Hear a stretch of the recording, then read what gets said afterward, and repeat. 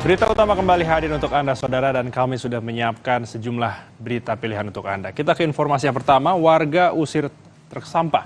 Ratusan warga di Polewali Mandar, Sulawesi Barat menghadang puluhan truk sampah yang hendak memasuki lokasi TPA Binuang.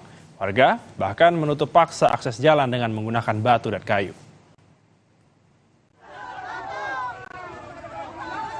Ratusan warga desa Paku, Kabupaten Polewali Mandar, Sulawesi Barat menghadang iring-iringan puluhan truk pengangkut sampah yang hendak memasuki TPA Binuang.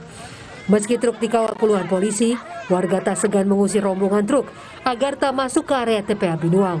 Warga juga memblokade akses jalan dengan menggunakan batu dan kayu. Penghadangan ini buntut dari upaya Pemda yang berencana kembali memfungsikan TPA Binuang setelah ditutup warga sejak 2021. Karena dianggap mencemari lingkungan dan telah melebihi kapasitas. Warga menilai masuknya truk sampah ini melanggar kesepakatan antara warga dengan pemerintah yang hanya akan mengolah sampah yang ada di TPA sebelum ditutup. Karena bahasa pemerintah itu bahwa yang dikelola adalah sampah yang di dalam, bukan sampah baru yang dibawa. Namun kenyataannya di lapangan yang dikasih masuk adalah sampah baru. Makanya masyarakat itu turun seperti ini. Karena tidak sesuai dengan apa yang dikatakan pemerintah.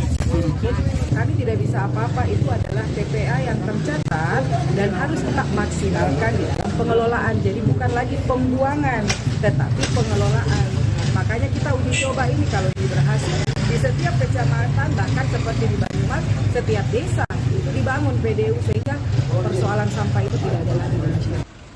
Untuk menghindari bentrok dengan warga, puluhan truk sampah ini akhirnya kembali ke kantor DLHK setempat.